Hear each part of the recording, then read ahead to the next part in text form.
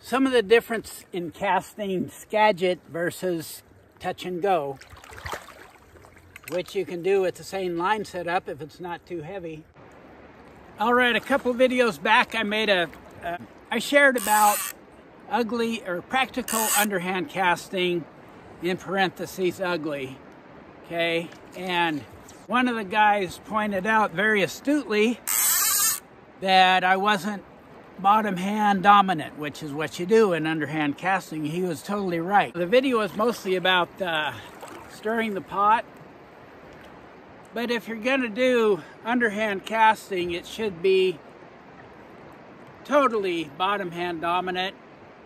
So I got a little bit lighter, easier to cast outfit on now. We point our toes towards the target, lift. When we rotate our body, once our rod tip passes the target, we stir the pot and cast. So it's supposed to be more like this. Lift, rotate, stir the pot, bottom hand. I'm much better right-handed, that's for sure. In my next video, I'm talking about touch and go casting, and it's ugly because I'm totally bailing myself out with my top hand. So I'm totally backed up to the brush. All I'm worried about is getting my fly out there somehow. So it's just touch and go casting by hook or crook. It's not pretty. I get the fly out there, but for underhand casting, it should be should cast with your bottom hand. Your top hand moves about this much, okay? So thanks for keeping me honest. So this is how I might cast with my butt backed up to a wall of brush in a fishing situation. For touch and go casting, if I'm going to cast out that way, I'm going to do everything slow at first. So I'm going to do a single spay. I'm going to lift slow, rotate, push, and cast, okay? But when we're doing touch and go cast, there's a little bit of acceleration involved in the single spay. And it doesn't happen until we get right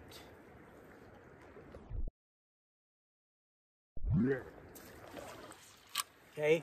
You do not accelerate for a single spay at the beginning of the sweep.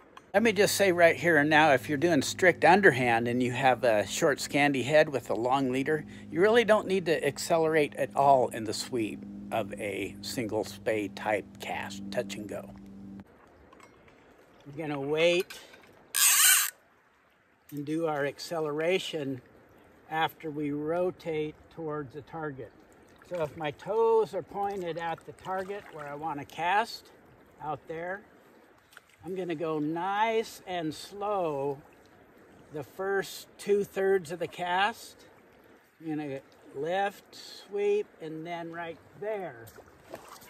And only after the rod tip passes the target or thereabouts on the sweep, if I'm gonna give her the onion at all, it's gonna be after that.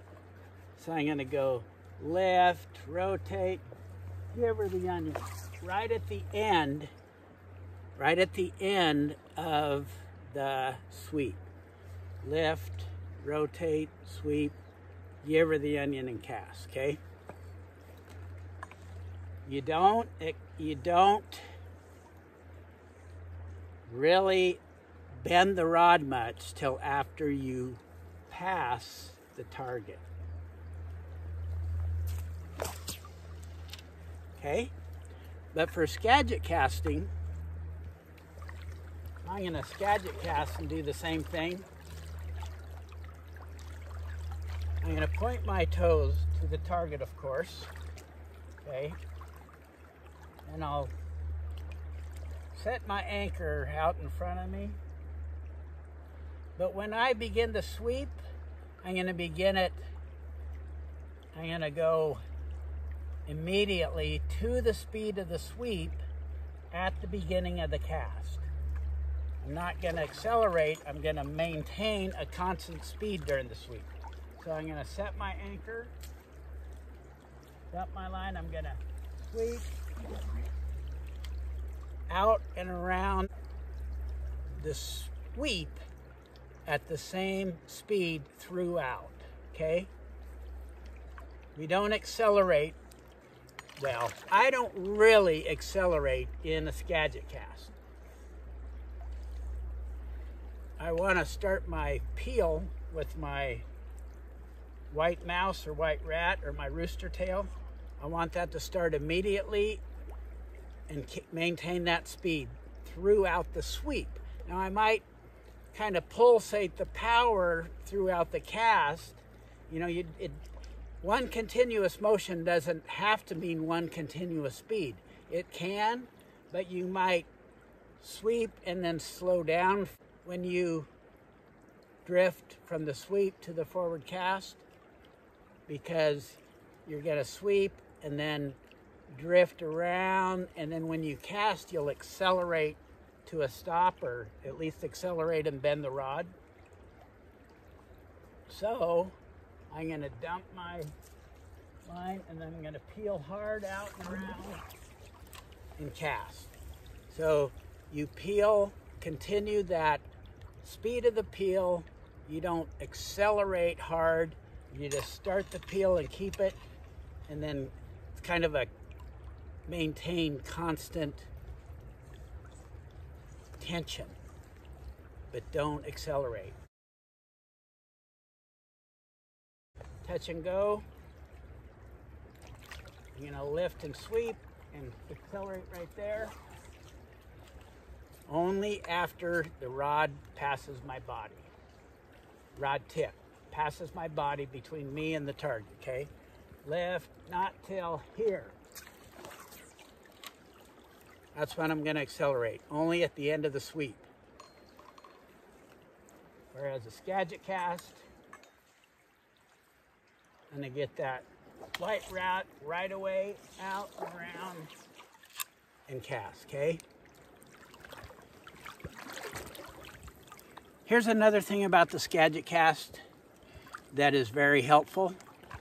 So for a touch and go cast, you want to at least start out with a floating line and a nice light fly, because there's less of an opportunity to make mistakes. You set yourself up for success. So you're going to lift and sweep and set that nice light anchor down and cast. Okay, back to Skagit casting again. You want to peel instantaneous. You don't want to peel so hard that you shock the rod, especially if you got a really soft tip rod. But you want to start the peel immediately and then maintain it. Not accelerate, just maintain the speed of the peel, and then go mellow through the drift up and round and forward, okay? Start the white rat, start the rooster tail, whatever you want to call it. Start it immediately. Don't shock the rod. You got to start it immediately, yet smoothly. Oh, did I cast in that tree again? Get the idea. And the really cool thing about the touch and go sweep, where you just accelerate at the end of the sweep, is you draw that nice anchor shape in the bottom leg of the D loop. You draw that nice slope up like that. Rod tip continues up after it passes your shoulder position. Okay, maybe accelerate just a little bit. So plant that anchor, and then you can watch actually the end of your fly line, whether it be a sink tip or a floating tip. You can watch it in this position as the fly and the leader are anchored, and you can see the cast is going to go off beautifully because the whole bottom of your D loop isn't sticking. You're drawing that bottom leg with your top hand. And when you watch, you can see it's just going to take right off. It's a beautiful thing. And here's one other secret I'll tell you while I'm telling tales out of school.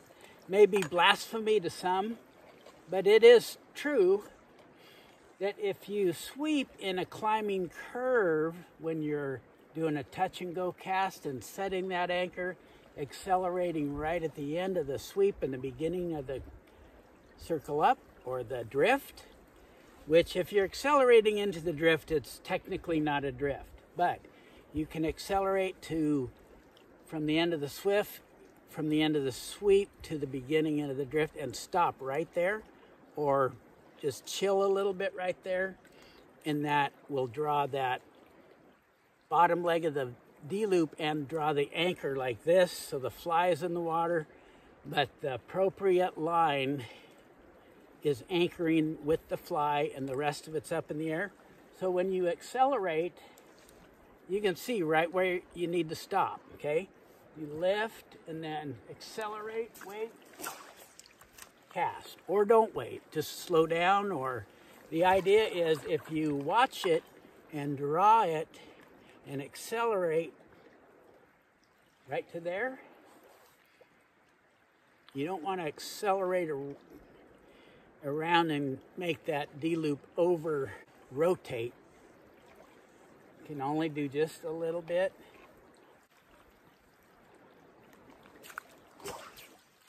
Boom! So give her the onion.